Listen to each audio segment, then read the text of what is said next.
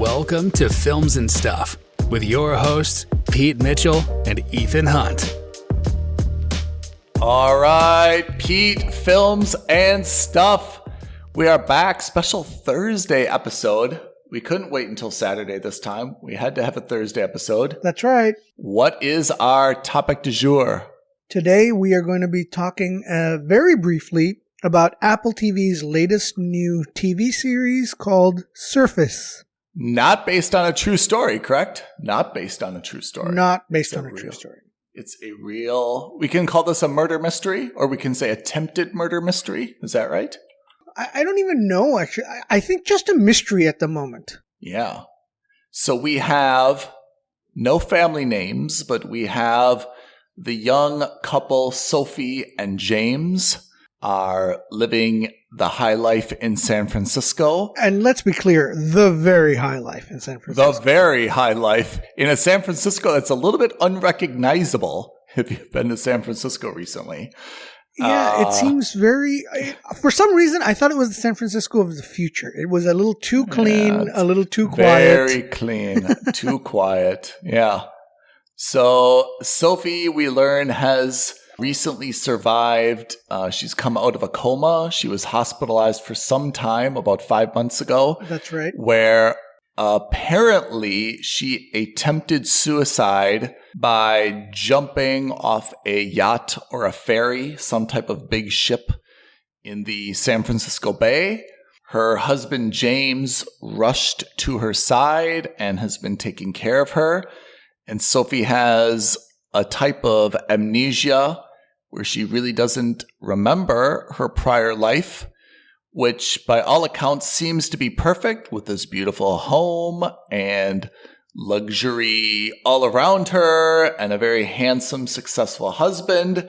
Yet all is not well in that household. So yeah. I guess the point is that she starts to suspect that her husband James may not be the doting, perfect husband that he seems, and she's starting to doubt whether or not she actually committed suicide. And then we go through a few twists and turns, and here we are, still not sure, right? Yeah, it seems unlike other mysteries of this kind. Things seems to go awry almost immediately. Like something seems suspicious from the outset. And they're all small things. He kind of gives her a weird look when he sees her. He's making her wear clothes that she doesn't want to wear, or that she wouldn't naturally wear, like she selected something for one of the balls that they have to go to for his work event, and he ends up choosing something different for her and kind of forces her to wear it. It's just, I'll tell you what it is. I think I know what it is. I think that the first 3 episodes really are going out of their way to set up James as the guy who potentially either pushed her or is the bad guy. Yeah. They're really trying to, apart from his handsome face and perfect wardrobe, they're really trying to portray him as somehow sneaky, not transparent, like manipulative, guarding secrets. They raise the issue that there's an embezzlement at the company that he works at. So they really go out of their way to paint him as having a lot of doubt as to whether or not he's a good guy and whether or not he has any motive to try to kill his wife. They obviously even indicate that he was not where he says he was, the day of the event and so forth. He's committed adultery, although, we very quickly learn so has she. So it's clearly not the marriage made out in heaven. But the show is going out of its way to vilify him to such an extent that I can't, as someone who's watched so much TV in the past. Yeah. I can't help but feel like this is going to, they're trying to set him up as the guy who's going to be the bad guy, but then actually isn't the bad guy, to kind of like the twist is, aha, we fooled you. He was supposed to be Yeah. the bad guy, but he was actually the loving, doting husband. And guess who is the real bad guy? And it's maybe the Yeah. police detective, or maybe it's her best friend. If there's anyone at all, I mean, the ultimate twist would be that actually she did try to kill herself, and that there was no bad guy, and that she was the bad guy because she was cheating on this guy all along. She was being Yeah. super sloppy about it. And so much so that she was, bringing this guy into their own house while he was gone. I mean, Boo. it's, Boo. I agree with you. I feel like this is, like the traditional like magician or illusionist where they're trying to, convince you with this misdirection so you don't notice what's going on. And obviously James is really being positioned as the bad guy. I think it's too obvious. I mean, I think there's two things that I take off the table. One, I don't think she tried to kill herself. I mean, otherwise, there's really no sense in making this show. Two, I don't think that James is the bad guy as well. Again, I think that's too boring if that's what it's going to be. They don't need 8 episodes of this, to reach that conclusion. I assume that, and I don't think that it's her kind of side piece boyfriend either. I mean, he seems to be okay, and that probably would be a little bit weird to have him involved. I assume someone's going to pop out of a future episode, and it's going to unravel like pretty quickly, and it's something that we haven't even seen coming yet. But I imagine she's got either another enemy, or it's the enemy of her husband.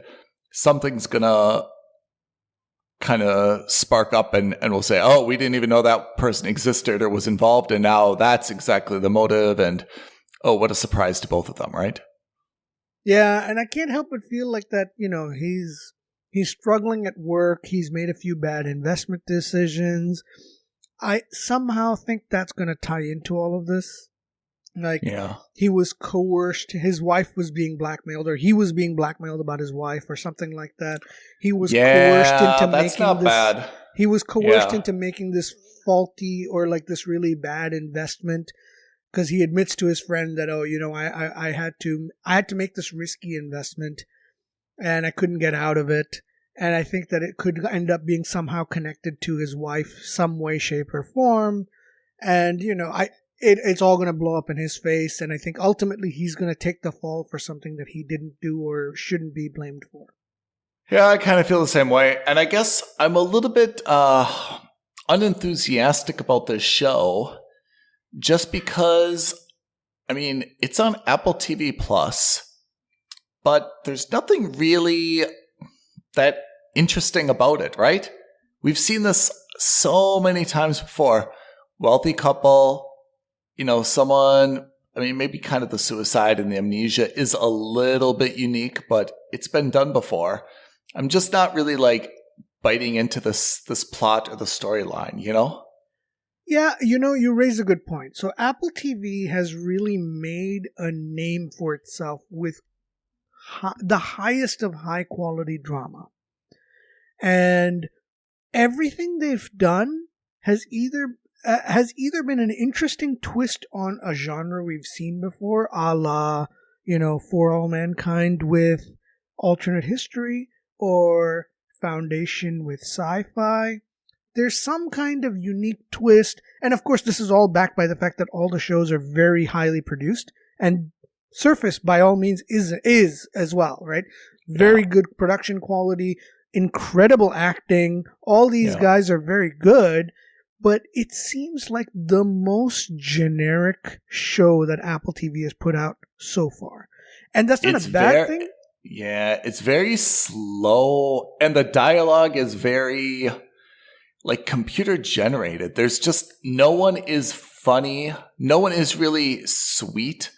It really seems to be, you've got the rich, white, young kind of, what is he, a tech executive or an investment executive, banker, right?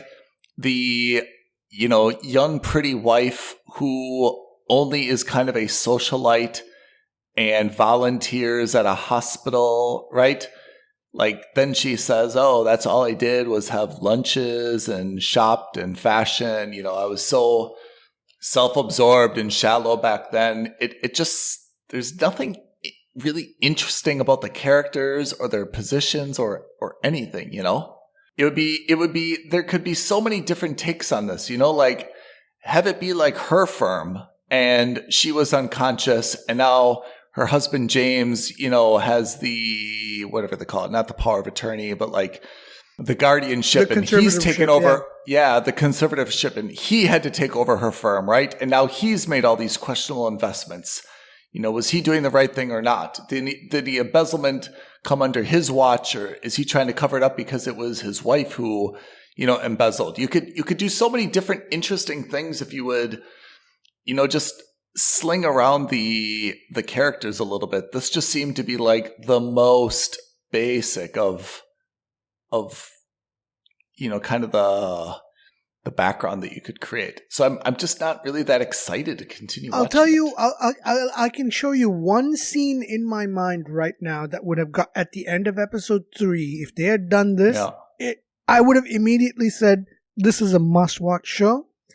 If they had revealed at the end of the 3rd episode that she never lost her memories and she knows exactly what's going on, then all of a sudden I'm in. Then it's a good mystery. You're like, whoa, whoa, whoa. So she committed suicide or not. She's been gone for the last 5 months, mentally checked out. Yeah. She knows exactly what's going on, but she's playing the long game. Then it kind of makes sense. That's good. Yeah. This right now. That's good.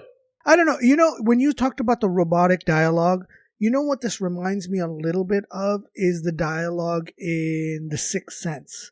It's a little stilted, it's a little quiet, it's a little but then you quickly understand by the end of the movie, oh, it's all of this because he was speaking to a dead person. Spoiler alert.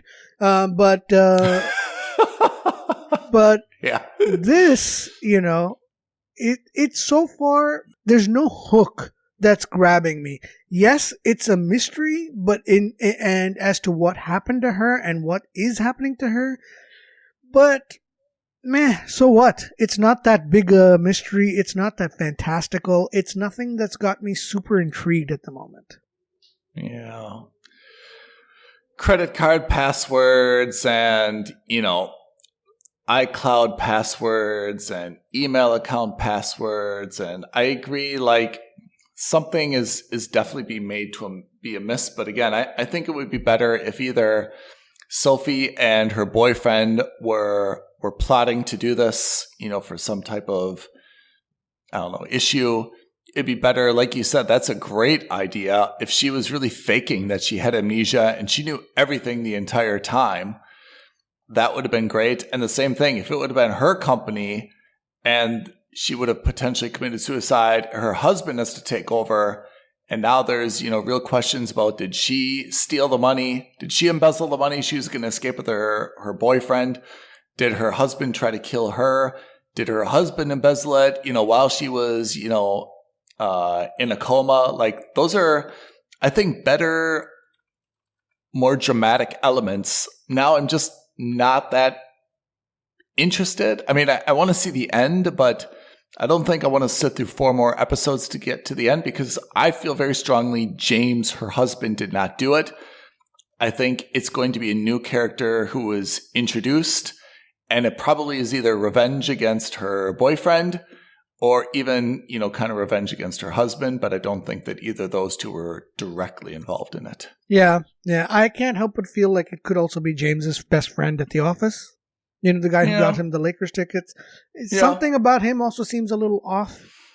Yeah, you're right. Because he's very involved. He's very involved, like almost too involved for like an office buddy, right? Yeah. The friend from work. It's weird. It's rare that your office buddy is also your best friend out of work. Yeah. I'm not saying it doesn't happen, but certainly not this interconnected as he is. Like walking into his house, showing up with Lakers box tickets. Yeah. You know, so something tells me there's another twist coming up with that as well. But again, none of these things are crazy, unbelievable twists that we either haven't seen before or, you know, something like that. Nothing is grabbing me. This seems like it could very well be a 90s era movie starring Michael Douglas and Sharon Single Stone. white female.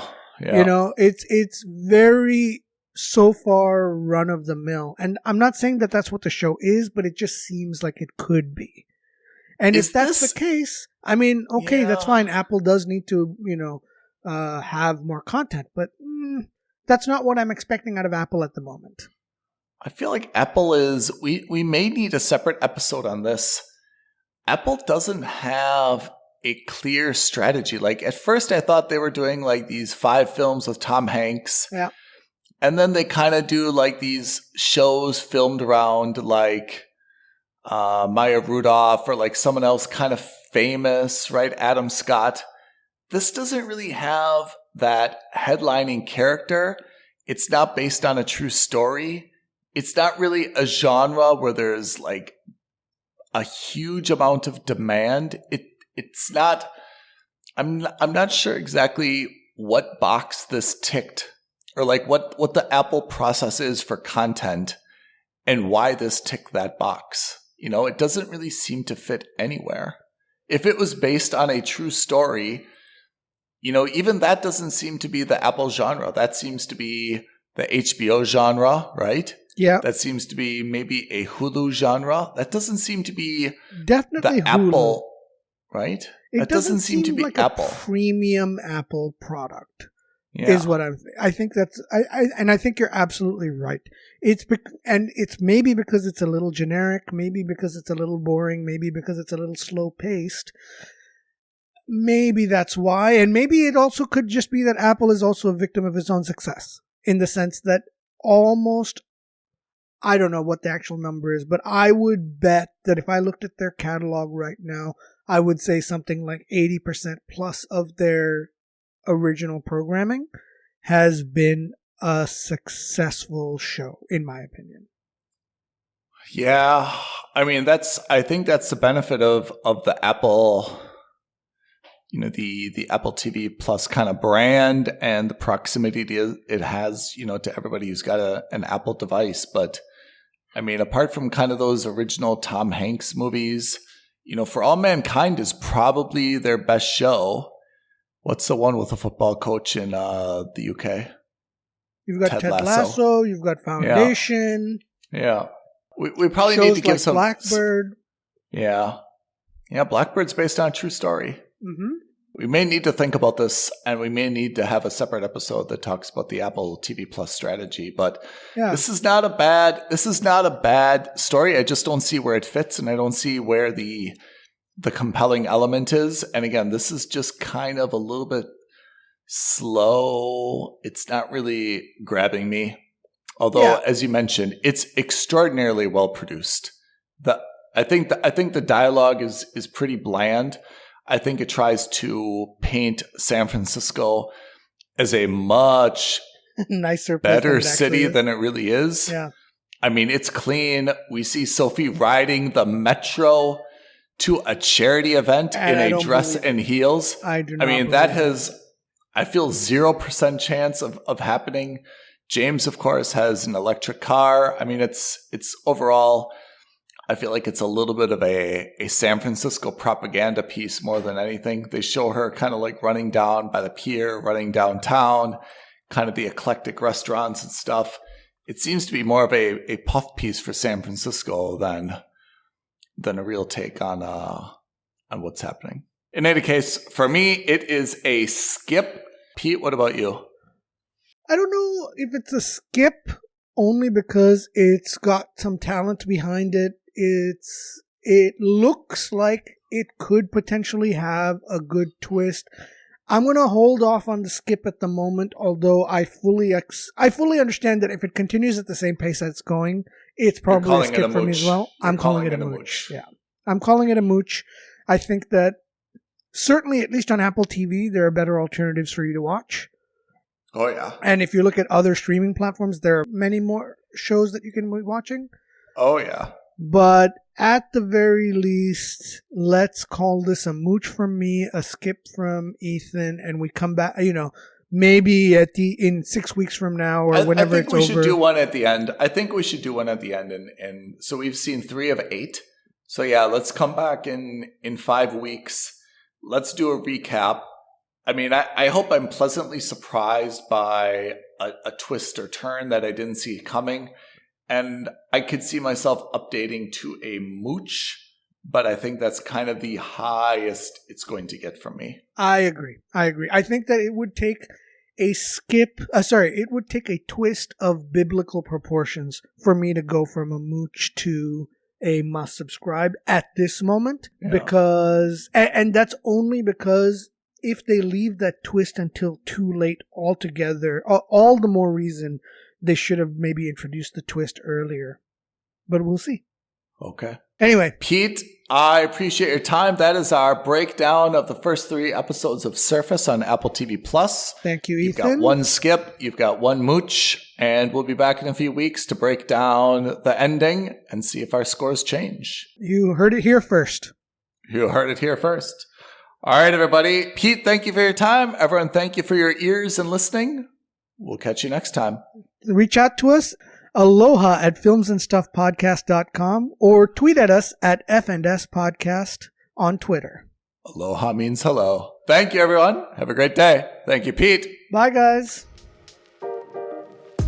Thank you for listening to another episode of Films and Stuff. If you haven't already, please subscribe and review on Apple Podcasts, Spotify, or wherever podcasts are downloaded. Films and Stuff. There is no substitute.